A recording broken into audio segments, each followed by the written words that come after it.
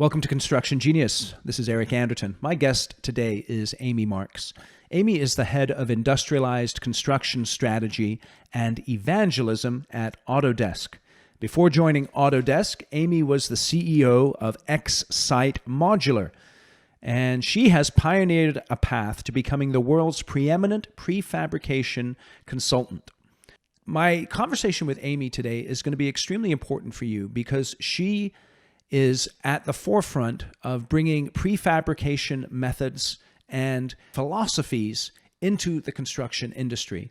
And we have a conversation that's really about change. Change is something that's very difficult for most contractors to embrace simply because change involves risk, risk involves money, and the whole point of being in business is to build a great company and make great money.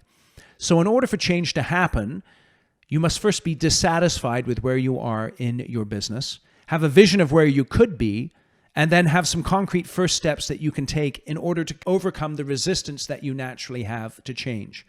And so in our discussion, we talk about why you should be dissatisfied with the current state of the construction industry. We cast a clear vision of how prefabrication can help you to overcome that dissatisfaction. We then talk about some first steps that you can take to embrace prefabrication and use it in your organization to increase the effectiveness, productivity, and profitability of the company. And all of this is designed to help you overcome some of the resistance you may be feeling to change. So go through this entire interview with that perspective in mind in terms of how change occurs. And we hit on it specifically at the end of our discussion. Amy is full of insights. She's full of passion. You're going to really enjoy this interview. And so dive into it with me. Take your time, listen through everything that we discuss, and I know that you'll get terrific value from our conversation. Thanks for listening today, and enjoy my discussion here with Amy. This is Eric Anderton, and you're listening to Construction Genius, a leadership masterclass. Thomas Edison said that genius is 1% inspiration and 99% perspiration. If you're a construction leader, you know all about the perspiration, and this show is all about the 1% inspiration that you can add to your hard work to help you to improve your leadership.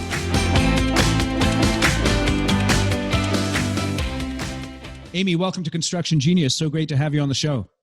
Thank you for having me.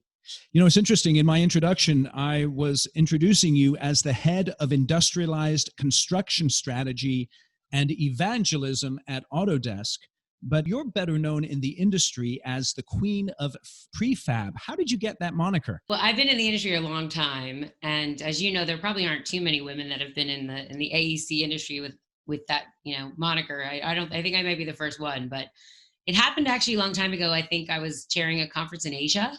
And someone just introduced me like that, and it kind of stuck.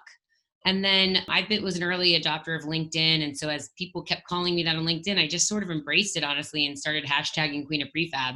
And that's literally how people started remembering me and recognizing me, aside from the fact that I think I'm one of the few women in the industry that maybe even probably the only one that talks about this. They just kind of stuck, That's interesting. You had a company, Xsite Modular, for a number of years, and now you're at Autodesk. How did that transition happen there? So, yeah, I actually, prior to even owning Xsite, I was a minority owner in a one-of-a-kind, very old modular manufacturer making steel and concrete modules.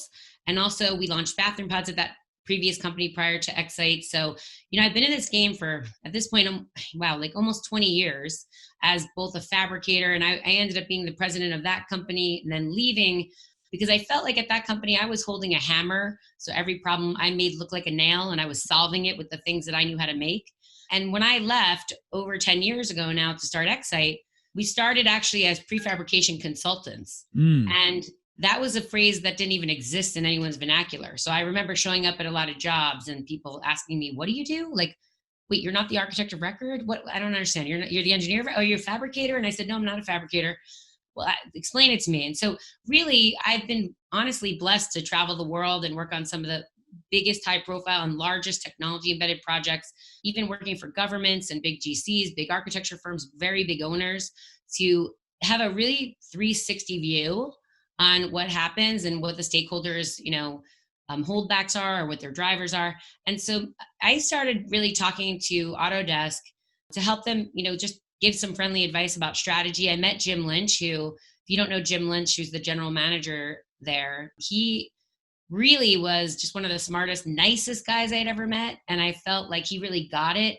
And so we just had some great conversations. And literally at one point he was like, you just got to come and help us. And I thought, well, I have my own business. And actually by that time I had another business where we were fabricating small data centers and cable landing stations, shipping them overseas. So I had this consulting business and I had this contracting design build, prime design build contracting business and infrastructure. But honestly, I realized the only place I'm really going to be able to scale this and see my passion and watch an industry evolve, and actually for the good of all, for the betterment of our world, is through Autodesk. And I think as we talk more about what's going on in the industry, maybe the pieces of the puzzle will fit together as to why. I just think we're so uniquely positioned at Autodesk, aside from what we own, but the innovative culture there and just the nice people and the fact that they have such strong diversity and inclusion there, with women leadership. I've actually, funny enough, I just said to a friend, you're at a great company when the women in leadership actually are super nice to the other women in leadership as well as to the other women that work there. It's like, I've never been anywhere where the women have been so inclusive of me and so wanting to make sure that I'm in a great place, as well as the men, to be honest. But I just said, it's just such a unique place where people are focused on belonging as opposed to inclusion. And also, I think just from a business perspective, there's really nowhere else I could go that could make this happen, I think. It's interesting because in your mind, we're going through a bit of an industrial revolution at the moment that's affecting the construction industry, but in a certain way, people are either missing it or not really aware of it. Can you tell us a little bit about that? Yeah, it's funny. People ask me oftentimes about, is this the future? When do you think this is really going to happen? And I'm really, or what's the market for it? And I'm always so perplexed by those questions, as if, there really is a secret industrialized construction revolution that's been happening really and very strongly for the last 10 to 15 years. I just think we don't talk about it enough in the press, and we don't talk about it enough when we're teaching things, only at certain conferences, because we're sort of, we're just obsessed with the sexy, I put that in quotes, the sexy projects, where somebody's doing, high-rise volumetric boxes. And believe me, I built those. I know. We did one of the tallest volumetric modular buildings in the world. So I'm sort of part of the problem, and I'm solving it at the same time. Just press loves to talk about things that look like Legos, that stack like Legos, and they think that's going to be the future. And in reality, that's been happening for 100 years, and it's a sliver of the marketplace. But the industrialized construction revolution has been happening for more than 10 years, is really at the quiet level of the subcontractors that are really doing more and more single trade prefab and multi-trade subassemblies. So they're doing lots of components, single trade, and really complex multi-trade subassemblies, and even modules as well. And then you've got like these general contractors that sort of, after those guys realized they had to figure out how to start integrating this stuff. And I think we're just getting to the point in the last 5 years where owners are really asking for that and understanding that that is something they want, and they're now learning how to ask for that. And I think really, we've got some architects out there that are trying to embed some of that knowledge base in their practice. So it's funny, I see it happening every single day. And I think really, honestly, I call it the rise of the subcontractor as the new manufacturer, because they have really been slugging it out in spite of everybody else. They've been doing prefab for a long time because it makes them more productive. So let me ask you a question here. It's interesting because you said that the owners are learning to ask for it. Right. So just thinking from a business development point of view, whatever part of the industry, the AEC industry that you're in, how is it you've found companies are effectively pitching prefabrication to owners to help them to understand it a little bit better? Wow, that's a tough one. To be honest, I'm not sure anyone pitches it that well right now. I think we're struggling through that a little bit. I think there are lots of companies that have, we see that they have faith in what's happening with prefab, and they have some proof points.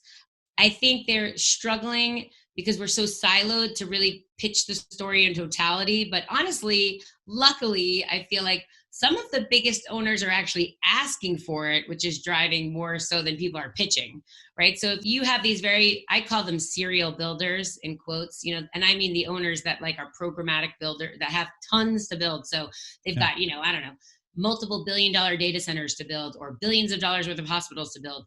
And they've just kind of looked around and thought, there has got to be a better way than every single time we do this, like it's brand new Hollywood production, like we've never built a hospital before, considering that they're programmatic builders. Most of their data centers or hospitals or high rise are kind of the same, in some way.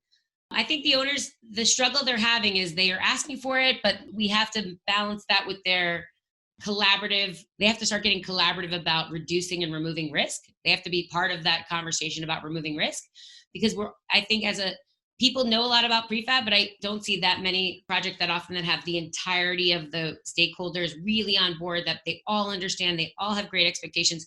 It's happening more and more. So I think sometimes we pitch it as if it can be anything and do anything. And I've seen some, irresponsible expectation numbers put out there, like prefab is going to save you half the time and it's going to save you this much money. And in reality, I think what we're trying to accomplish in integrating more and more prefabrication is certainty, right? Okay, so let's explore that a little bit. Let me just ask you this. Let's just describe for the audience in your mind, what are some of the barriers? I've heard silos so far. I've heard the owner's lack of understanding. I've heard this, the project-centric nature of the business. Describe to me some of those barriers to adoption of prefabrication in the AEC industry. So you can really only get so far with prefab with what's happening now, which is it's sort of happening mostly at the tail end or the mid to tail end, with the subcontractors driving it as a means and methods, and general contractors trying to integrate it the best they can, right? And I think part of that is there were some specialty contractors that would have replaced their normal guys they know how to do business with, right? So for a while there, the generals were like, oh, I could use all these guys I know for many years, or I could use this manufacturer I've never met before that kind of replaces all these guys I've known for many years. And that's why that was hard, right? And I'm not saying that doesn't happen still, and it is happening where more and more, there are specialty manufacturers that have nothing to do with the subcontractor industry that are still very successful. Guys that do like prefabricated plant rooms or modular plant rooms that are really good. But they are few and far between, because, you've got this very strong relationship, territorial, symbiotic relationship between these groups. And so there was a threat that more and more general contractors would go and hire these specialty fabricators, the subcontractors realized, wait a minute, we can make those things. Or they threw them into a warehouse and made them all kind of act like manufacturers, but they weren't manufacturers, like on a job. They've all of a sudden realized, wait a minute, we could do this ourselves. And so then I think as they started getting more and more efficient at doing more and more prefab, it seemed like a real situation. When your supply chain now is embracing something, the generals could take it on. I think what we're seeing now is there is that silo between design and construction, right? And so we have to move what I call the make, which is construction and manufacturing combined. We need to move that into the design process. Yes. Yeah. And by the way, that doesn't mean all projects should be design assist or IPD. I don't mean that at all, actually. I think those are just Band-Aids for the fact that upfront that knowledge doesn't exist, right? It's like, I do think right now the only option we have is to possibly move that knowledge base up front so that they can tell designers and educate them as to how to utilize design for manufacturing and assembly principles. But the reason they have to be up there in person right now is that information is not institutionalized anywhere else, right? Right. So is that on the subcontractors then to work with the architects and the engineers and really educate them as to what they're doing to integrate prefabrication and how that might affect the way that they're designing the projects up front? So design for manufacturing and assembly are really a set of principles and design choices, right? So a lot of people use that word incorrectly. They think DFMA means prefab and prefab means DFMA, and that's actually not true, right? So if you think about manufacturing, they've been using the phrase DFMA for many years. It has a basis in an actual definition, especially overseas. They use DFMA all the time in Europe as if it's the word prefab. And so design for ease of manufacturing is a concept, right? So I'll give you a great idea about that. I was at Autodesk University this last year as a guest, and there was a precast manufacturer there talking about his panels, how he fabricates panels. And he said, I have a list of 40 instructions. He didn't know to call them design for manufacturing and assembly principles, but he said, I have these 40 instructions that if you follow all of these instructions in the design phase, I will give you a full discount in my fabrication of these panels, because they were things like, don't put a conduit box on the edge of the panel because it's the structural integrity. Don't make sure the window is only as maximum this size and this far away from the top of the panel. Lots of detailed manufacturing definition, like giving him really instructions on how to design using his prefabricated precast panel, right?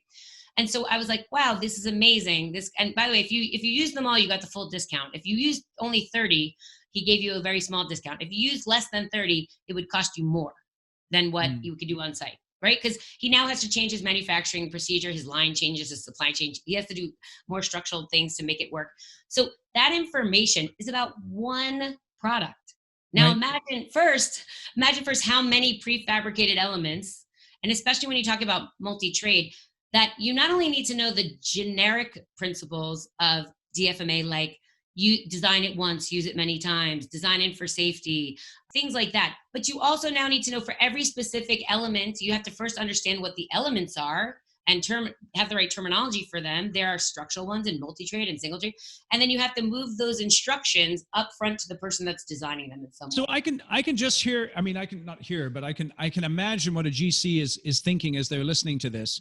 They're like, hey dude, I just want to build a project. I want to get it on time, on budget, so I can make some money, and I want it safely done. And hey, if my subs are going to do something fancy with prefab, it's all good. I don't care as long as they're on the job getting their thing done. And, as far as the owner is concerned, if he wants it done a certain way, I'll kind of figure it out. But as a GC, I just want to make some money here. Yeah, interestingly enough, I always say I'm an equal opportunity offender, but the GC is actually always the number one constraint to getting prefab done at a high level. There you go.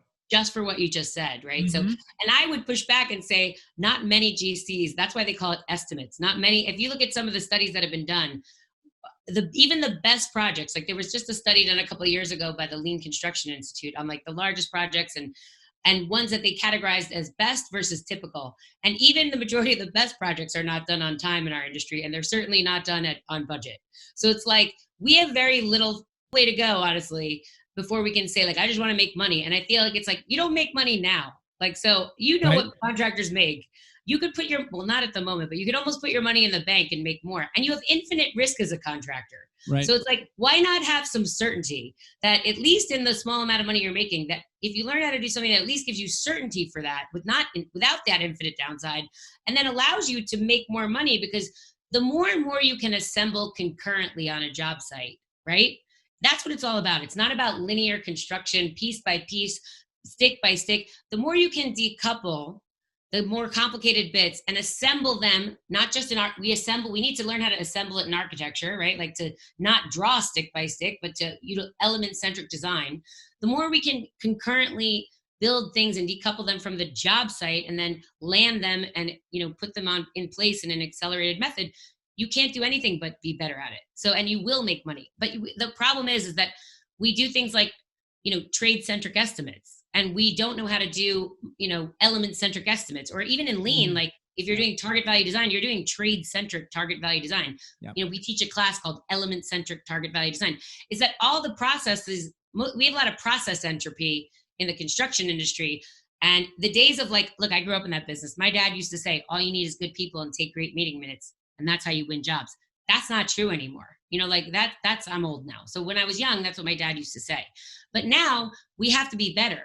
And the only way you're going to get better is to do more with less. You know what I mean? Because we don't have people on these job sites anymore that are skilled for the most part. You have, the jobs are becoming more and more complex, design wise. And so like, that's great. You'll always have contractors like that. But, I just had a contractor last week who's I think he does about $300 million. He's in a very union town, by the way, in the US. And he said, I've realized I do some prefab and I've struggled over some of it. He said, but I realize if I don't get good at this, I'm going to cease to exist on this planet as a contractor soon. Hold on a second. Hold on. I just think that's really, really important there. He said, if I don't get good at this, I'm going to cease to exist. Yep. So why do you say that? I didn't say it, he did. But in context, he's saying it because he doesn't have the labor pool with the skill set that used to exist. Yep. The margins are very thin. Yep. It's very competitive out there. The owners are asking for it more and more now. So he's got to have a skill set in understanding how to integrate these elements, right? Right. And So he's like, from a competitive advantage, and just to even stay alive, I have to. And by the way, he's already doing prefab. So hold on then. I have to do more. So let me ask you this. First, we've got a vocabulary issue. We do. Okay. Secondly, we have a complexity issue. Yep. Thirdly, we have the age-old issue of silos in the industry, both from the construction side, the design side, the engineering side. Manufacturing, everything. Yep.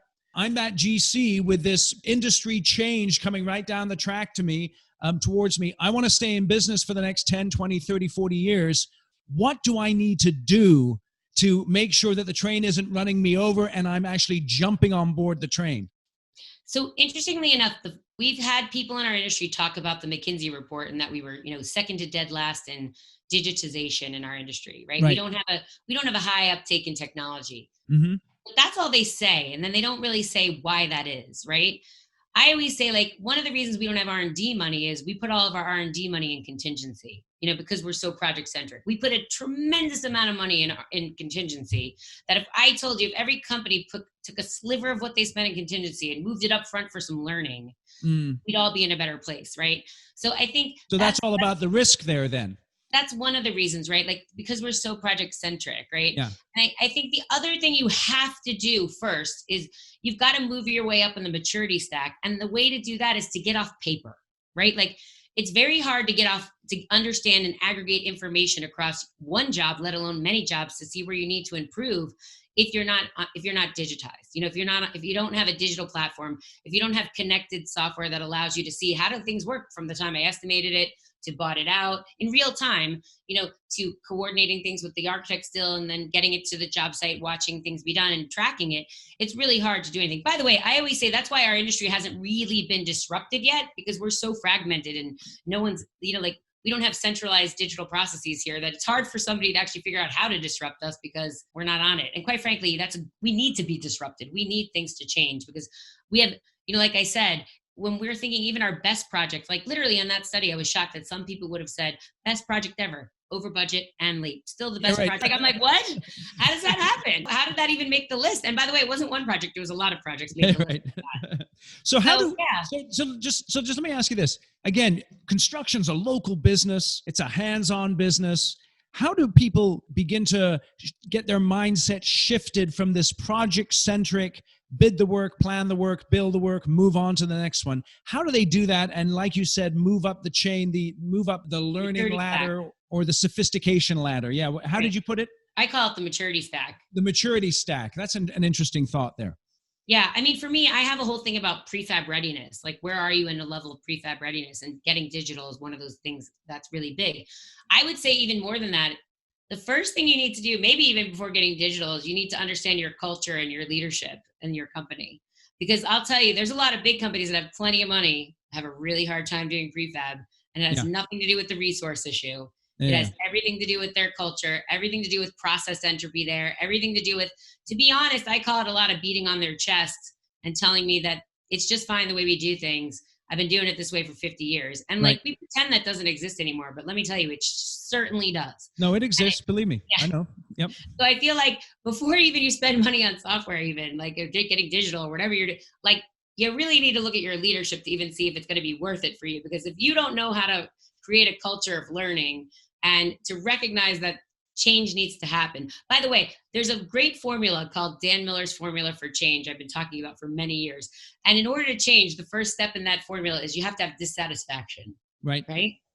So interestingly enough, the guy that just came and told me about that I will cease to exist, he was part of a small group I did something for in a city that's very unionized. I won't say which one. And it was all general contractors in this very unionized, very old school city. And I did a presentation for them. And I talked about the fact that you will cease to exist on this planet. Here's what's going on around you, not only outside of your town, but also in your town. And it was really uncomfortable for me. At the end, not a lot of the old school, and I will say men, because they were old school men in the industry, were like, not in my lifetime.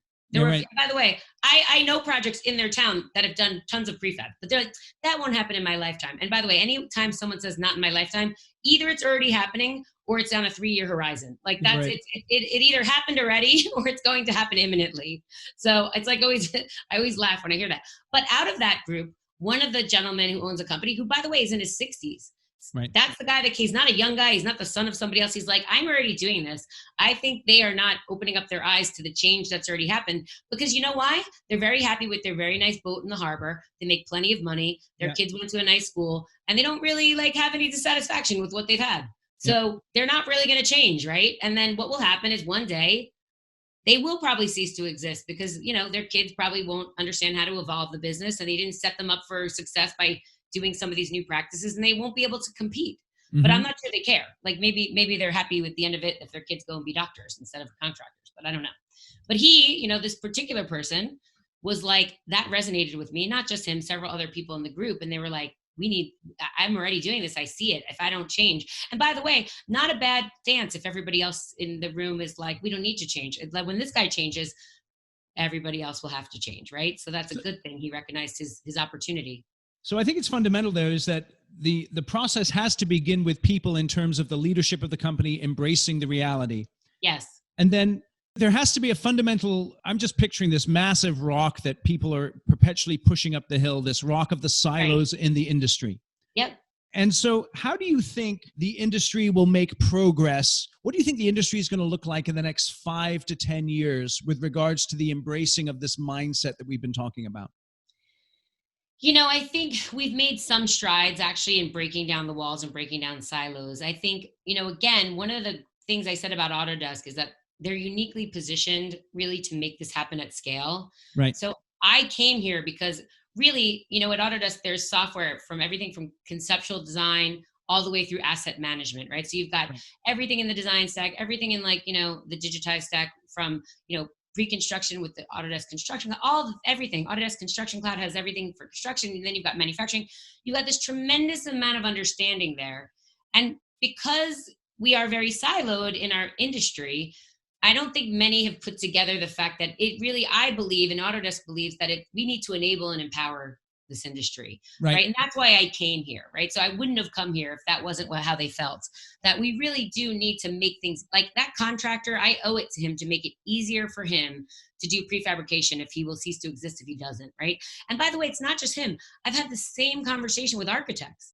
Architects have come. There are several large architecture firms. At one point, one of them wanted to buy Xsite. And I thought, oh my, that's interesting. An architecture firm wants to buy us. And the reason that happens is they're all struggling within their own silo and trying to figure out how to do this better. And so there needs to be, you know, some initiatives that work like with architects by themselves, but some they need to cross over to construction, and some even by the way, I just had a manufacturer, a very large manufacturer of pieces of equipment, ask me what the right DFMA principles were for their product and how do they get that upfront to understand that it would enable other prefabrication. That never used to happen. I never got emails like that, but now people are starting to cross over. So I really came because there really needs to be a connected, you know, sort of a digital bridge that supports this with what people are doing in the industry. We have to enable people and empower them to do more with less now, right? So what you're saying then in your mind is one of the ways to overcome the industry silos and the silos that actually exist within every single construction company is through, one of the key drivers is through a package like Autodesk, which can bridge those gaps within companies and between companies across the whole construction process. Exactly. The design and construction and manufacturing process, right? And I want to make sure we keep saying that because we already have products that, you know, can already do that. We're doing that in the Autodesk Construction Cloud that connect everything from pre-con to, you know, completion. But I think because things have been quite siloed in the world, we have to start enabling it across from, you know, we are already doing this with design through construction, manufacturing, but we need to really ramp it up and do it more. And I think because there's a need for that, like I think COVID is a great example of why that's happening. And some of the results of that are more evident when something like this happens in COVID, why it's so necessary and how the heavy lifting work that Autodesk has been doing for many years is really coming to fruition to make those connections across the industry. So I think that's important too. I think it's interesting though, because software, you know, the various players in the software field in construction, it seems like a picture construction is this big ball, and you've got all these sort of software guys and gals kind of going whoomph on the ball, and it's like all kind of messy, and slowly over time, people are figuring out what actually works and what's hype. and what's actually going to help me to build a project safer and quicker and make more money. And it seems like one thing that Autodesk is doing with their purchases of folks like PlanGrid is taking the best solutions that are out there with a view to really helping with this overcoming of the silos that we're talking about. Right. And you know what's great about that?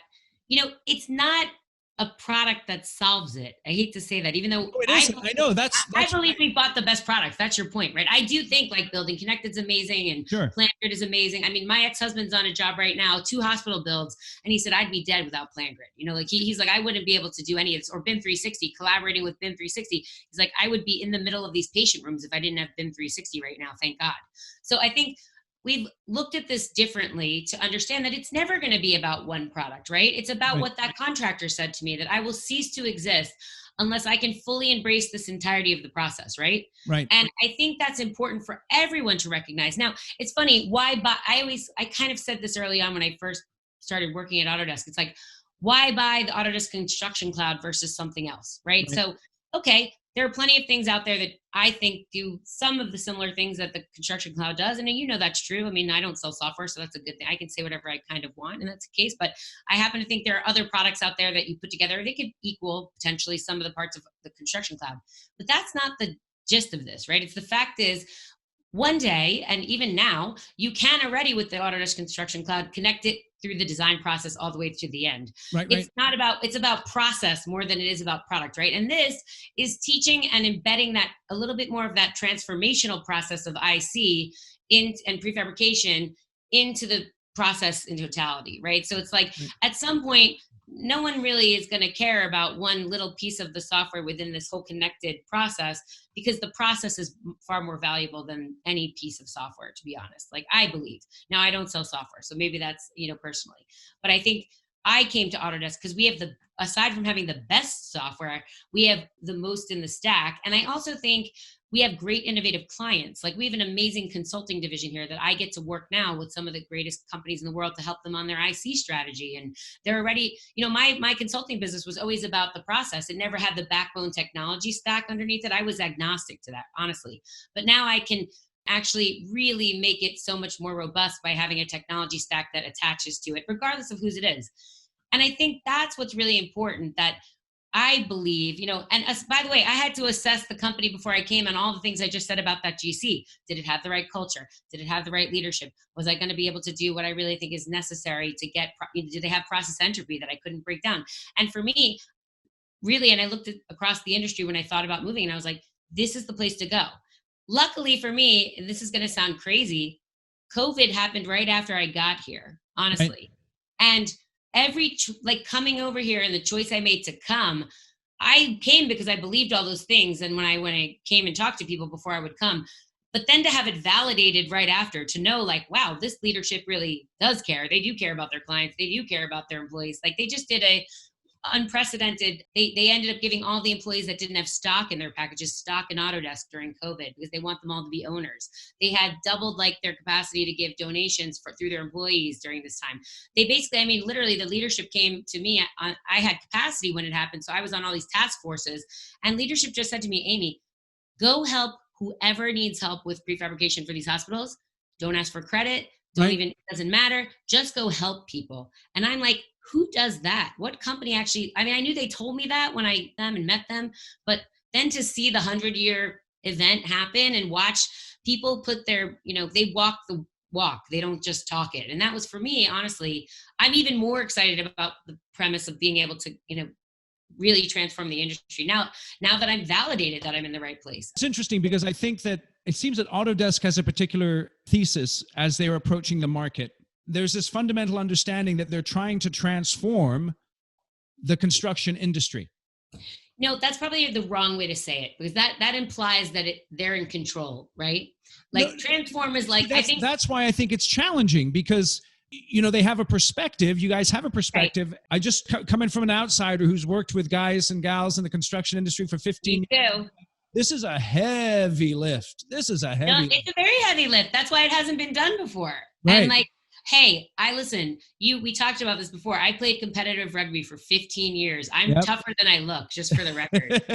So I'm ready for that and the heavy lift. And it's not just me. Luckily, I have great people that have an unbelievable amount of knowledge behind me at the industry level at Autodesk, and also all of my friends in the industry that have helped, because this is not an Autodesk thing. Yeah, right. Everyone in the industry is calling for this. And so it's less about us transforming the industry, quite frankly. Like, the greatest thing about working at Autodesk is I don't have to convince anybody to buy software. Like, everybody already uses our software, right? Yeah, It's right. like everybody already designs with Revit or AutoCAD or uses the Autodesk Construction Cloud. It's not like I have to go and convince them first to switch a product and then convince them to change their process. So let me ask you this. Let's say I'm a GC. I'm a local GC. I'm doing, let's say I'm doing 100 mil a year, right? Yep. Things are going pretty good, but I do see that train coming down the track, right? Yep. Where do I need to go to begin to get some resources to help sort of renew me in my mind and begin to feel comfortable with this vocabulary, comfortable with the perspectives and the shifts that are happening? Where do I need to go? Yeah. Well, these days, the greatest thing ever is that all you have to do is turn your laptop on. I mean, the webinars that are going out all over. I mean, I'm on 5 webinars a week talking about how to, level set on language and talking about the industry and what you need to do. I think, before COVID, obviously there are webinars, but I mean, Connect and Construct is a show that I had never actually been to Autodesk University before last year. I was overwhelmed by the amount of information that it was so amazing. They have this whole Connect and Construct show prior, which I'll be taking a big part in for Industrialized construction this upcoming year. But then Autodesk University had just amazing stories about IC and what's going on in robotics. There's industrialized construction, and under that is DFMA and as an enabler, and prefabrication as a tool. But there's also like robotics and automation and additive manufacturing and 3D printing. And there's, things like lean manufacturing, all that stuff.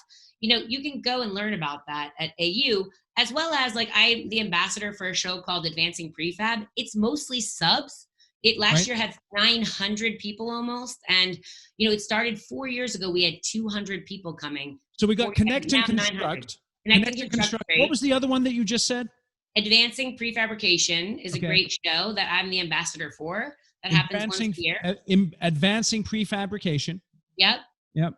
And then again, like, I know this is going to sound strange because I'm really an evangelist for the technology and the methodology more than anything else. Yeah. Honestly, like, I'm on LinkedIn every single day. If you link in with me, pointing to like stories about stuff and resources for things, and catch this webinar, it's going to be great. And look at these. And because I'm agnostic, honestly, even though I work at Autodesk, they want me to be agnostic, right? So they've never wanted me to just like drink the Kool-Aid and they hired me. And it's funny. I actually said to the CEO when we first met, I'm like, listen, I just need to let I have to be my authentic self wherever I go. And he said, no problem. That's what we want. And I was like, okay, remember you said that. And he was like, no. We want you to be your authentic self. And my authentic self is I'm a challenger by nature, right? I want things to be better. I'm into lean. I'm into continuous improvement. I just changed something in my PowerPoint education deck today, actually, that I've been saying for 10 years because somebody said, I think it would be better like this. And I said, you know what? You're right. It would be better. He said, how married are you to that? And I said, you know what? Not so much, because if it's better, I'll take it. You know what I mean? So I think right now there are tons of resources. I mean, I speak at the Lean Construction Institute a lot. I'm at, design build conferences. I spoke last year at the Mechanical Contractors Association, and I do a lot of stuff with specialty trade contractors. Which Mechanical Contractors Association?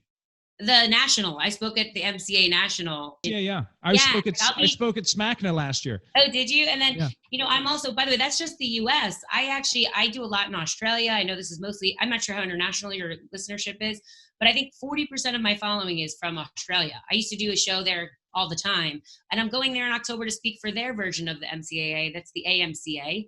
Let me ask you, do you know Angie Simon? She's the president of SMACNA. I think we just connected recently. You would love her. You guys would get along like a house on fire. That. She's a totally awesome man. She kicks butt. She's the first female president of SMACNA.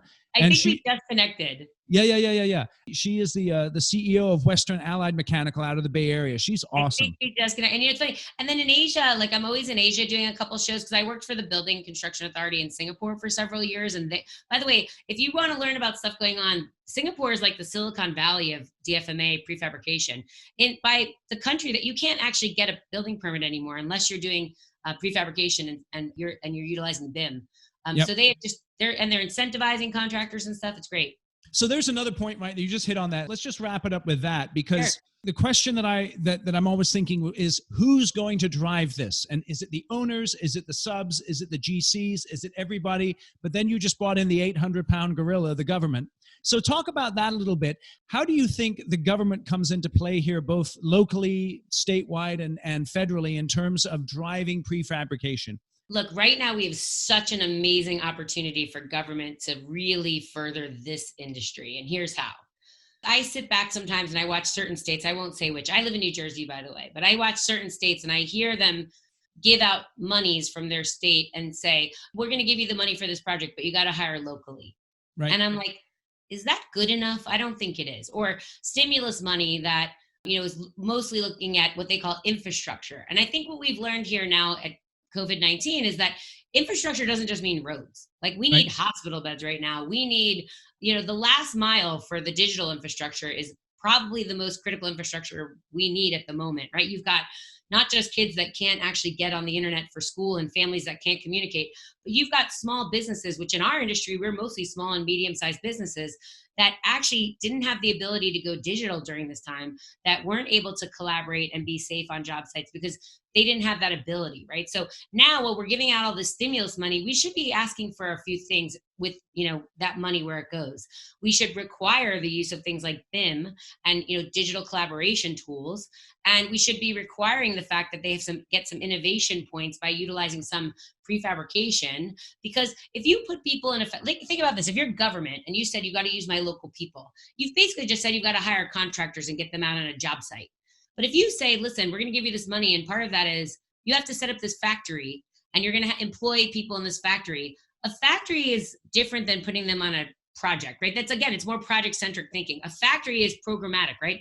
So You're setting up a factory, you're creating jobs that are inside. Typically, you can co-locate daycare near it. So you've got women that can go and work there, and non-traditional, or whoever takes care of daycare, not just women, but you can have young people that are embedding technology into that factory. You've got helmets to hard hats program that love to get involved in that. You also even have people that are coming out of jail that want to have jobs, and we can rehabilitate them. You get this really great microcosm that not only can you build in your community from the people that live there, but you can export work from your community to other places because it transfers, right?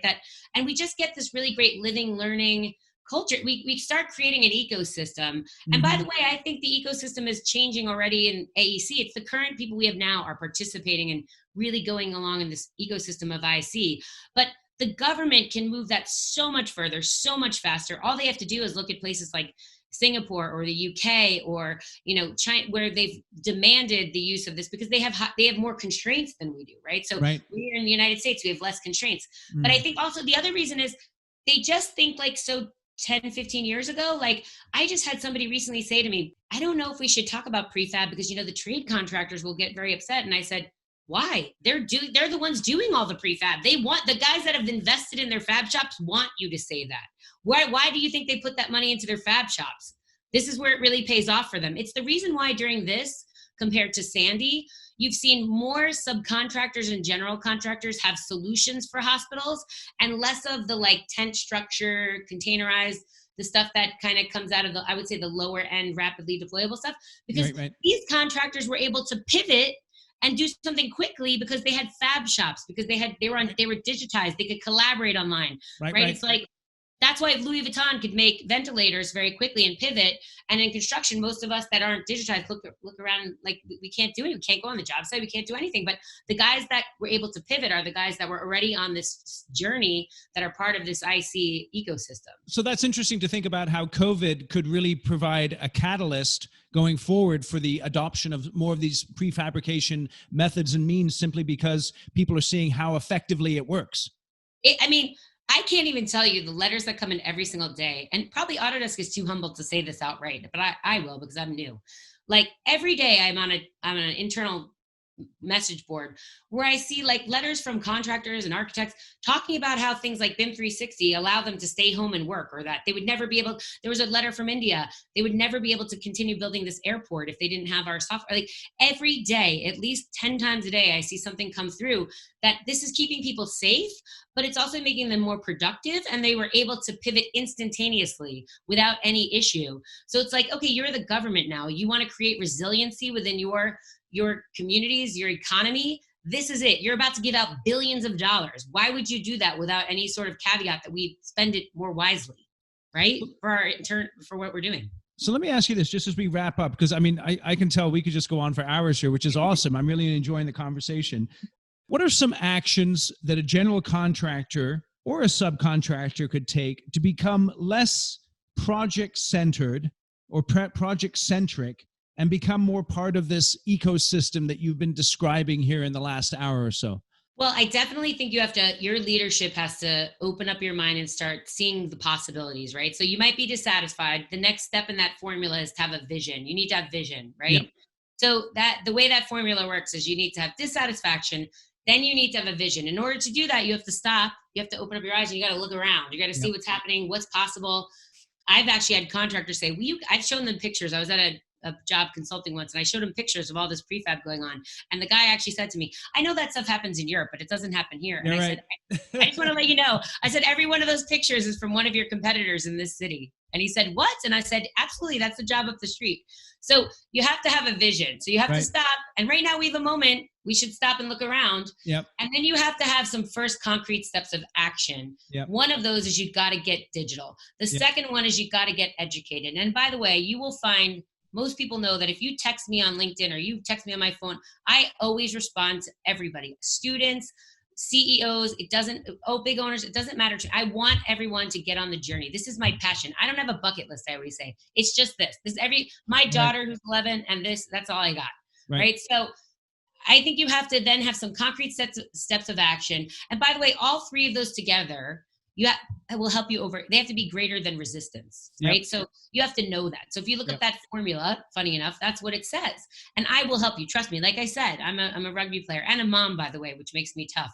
So I can help you overcome some of that resistance. And a lot of it's just by collaborating and learning and seeing, opening up your eyes to see what's happening without you, maybe. So in other words, funny enough, most contractors think they don't do prefab, and then I get a bunch of their subs in the room, and all I have to do is introduce myself, and they start telling me all the prefab they do on these guys on their jobs already. But that general contractor just needs to start enabling it so they can optimize, right? It's like it's not enough just to have it. You have to learn how to optimize the integration, and that's what's going to get you really far. So I really like that, the dissatisfaction. And so if you're a general contractor or a sub and you're dissatisfied with your profits or the way things are running, then you need to think about this, followed by vision. And from what you're telling me, there's plenty of people who have caught the vision. You just need to get yourself in relationships with them so that you can, get a little bit of that vision yourself. Yes. And then those concrete first steps, one is being digitized and the other one is getting educated. Yes. And all of those have to be greater than the resistance that you feel because perhaps you're uncomfortable with the technology or you don't understand it or you just like the sort of the lane that you're in. Look, at the end of the day, nobody does anything for the first time, especially when, if you had to do it alone, you could probably do it well enough. But this is learning something new, which is a process that crosses over many different stakeholders in the industry at one time. And so just recognize that you're not going to do it for the first time and be amazing at it. You have to recognize that you will have a learning curve that is you're going to not do it as well first, and then you're going to get transformationally better than what you're doing now. Yes. So I think be prepared for that. You're going to have to spend some time, effort, and money to learn and practice and get enough of it going so that you can really because look, projects take a really long time in our industry. You can't dip your toe in and think 4 years later, you're let's see if that was good enough. You can't. You can't. So it's like putting any piece of equipment in your fab shop. The first day I'll say any kind of robotics, your guys that do that by hand are laughing at you because you can't even put the software, you can't get the software to even work on the first day, right? But by the time you get it working, you do your first little piece, they're still laughing at you until a month later when all of a sudden transformationally you can blow away the productivity with your, piece of robotics versus when you're so project centric, we have very little tolerance for the setting up of the software and getting to the one piece. Yeah. You know what I mean? Yep. I know what you mean. We have to get some thicker skin and spend some money in this, right? And we've got to get past that barrier, Right. That's where you have to kick in your R&D tax credits up front, hook up with that. I tell you, man, I got another episode on Construction Genius about R&D tax credits. This is exactly how you should be using that. All the time. If you don't have a fab shop, you were not using them at all, right? So that's the thing. You got to look, I think the other barrier we have when we say education is we talk about becoming manufacturers in this industry. And I feel like everyone shakes their head at me. They're like, yeah, we got to be safer, more productive. We got to be like manufacturers. And I feel like then they walk out of the room and they're like, what's a manufacturer? Yeah, right. You know, and I'm like, okay, guess what? There's lots of people out there that know what manufacturing is and can help you apply that to your construction business. And we're not making cars here. These are buildings. There are lots of people that understand the complexities of construction that also know manufacturing and automation and things like that help you get on your path and that can help you get digitized. And you know what I mean? We're all not just a bunch of car manufacturers telling you to do things like us. Those days are way over. Right? That's excellent. Well, Amy, as we wrap up here, I'm just so that everyone knows there's going to be links in the show notes to a variety of these resources that we talked about. But I do like to ask my guests this. Amy, you're out there in New Jersey. Can you give us a restaurant recommendation? If we're going to be visiting you out there in New Jersey or maybe in the greater New York City area, what's your favorite place to go eat? I like Wolfgang's in Somerville. They have a great 2-person porterhouse steak for $2. That sounds awesome. It's pretty good. I'm a steak girl. I eat keto, so I love steak. So yeah, I would go there. How do you like your steaks? I'm like a medium rare girl. Yes. So I like it a little bit on the rare side. There you go. Awesome. I'm easy to share with. I don't eat that much, and I like it usually the way I'm the girl at the table always that wants to share. So if you want to share with me, that's great. All right. So it's Wolfgang's, and where's that? In Somerville. I should call it that's a chain, but I should call it a local. Juniper Hill in Clinton is like, if you want to support local, Juniper Hill does a lot of cool farm to table in my cute little town of Clinton, New Jersey. Okay, Juniper Hill in Clinton, New Jersey. Hit them up. We've got a beautiful town. Awesome. Amy, you've been very generous with your time and your insights here. I really appreciate it. I know the listeners have really benefited from what you have to share, and I look forward to connecting with you down the road here. Anytime. Thanks, guys. Reach out. All right. Thank you. Bye-bye. Thank you for listening to this episode of Construction Genius. Hope you found that 1% of inspiration to help you in the next few days. If you like the show, please give us a 5-star review on iTunes, share it with other construction leaders who you think would benefit, and always remember that the show is brought to you by Kick-Ass Meetings. I've been working with construction leaders since 2004, teaching them how to run extremely effective problem-solving meetings that gets their people collaborating, taps into their creativity, and to get yourself a free copy of the Kick-Ass Meeting Report, go to www.ericanderton.com/kickassmeetings. Grab yourself that free report, read it, use it in your business. You'll find it extremely useful. And thanks again for listening.